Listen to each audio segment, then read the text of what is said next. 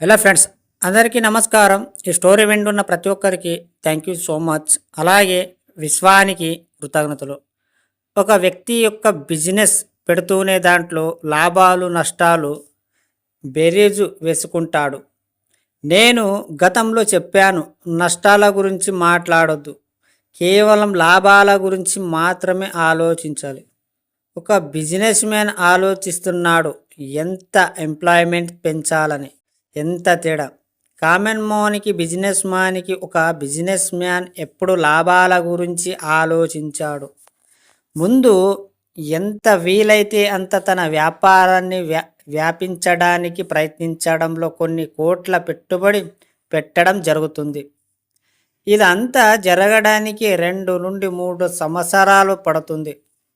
ఆ తర్వాత వ్యాపారం సాగి ఇతనికి లాభాలు రావడం మొదలవగానే ఇంకో కొత్త బిజినెస్ గురించి ఆలోచించడం మొదలవుతుంది.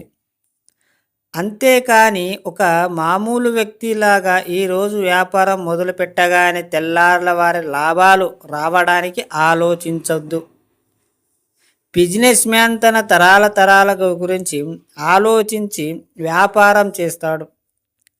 కామన్ మ్యాన్ తన గురించి, తన ఫ్యామిలీ గురించి మాత్రమే ఆలోచిస్తాడు. ఎంత తేడా! ఇక్కడ ఇతడు ఒక్కసారి లాస్ అయితే మళ్ళీ కోలుకోవడం కష్టం.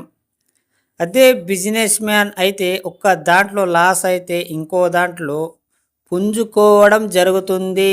కాబట్టి ఇతరుల కోసం ఆలోచించినప్పుడు ఆ యూనివర్స్ మీకు ఎక్కువ మొత్తంలో ఇవ్వడం జరుగుతుంది. మీరు ఇతరులకు సేవ చేసే అవకాశం కలుగుతుంది. ఆలోచించండి. ఎప్పుడు కూడా బిజినెస్ పెట్టగానే ఒక 6 మంత్, 1 ఇయర్ లేదా 2 ఇయర్ వరకు మీరు కంటిన్యూగా చేస్తూ పోండి. సక్సెస్ అవుతుందా కాదా అనేది అంత ఈజీగా అర్థం కాదు, టైం పడుతుంది. సక్సెస్ అవ్వడం మొదలు పెట్టిన తర్వాత మీరు దాని గురించి ఆలోచించడం మానేసి ఇంకో బిజినెస్ గురించి ఆలోచించండి. అర్థమైందా ఫ్రెండ్స్?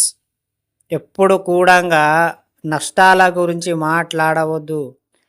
ఎలా ప్రాఫిట్ చేసుకోవాలి, ఇంకా అంతకు రెట్టింపు ఎలా పెంచాలి, ఎలా అందరికీ తెలియాలి అనే విధంగా మీరు ఆలోచించాలి. అప్పుడే మీరు అన్నీ అనుకున్నది సాధిస్తారు. అర్థమైందా? ఈ స్టోరీ విన్న ప్రతి ఒక్కరికి థ్యాంక్ యూ సో మచ్. అలాగే విశ్వానికి కృతజ్ఞతలు.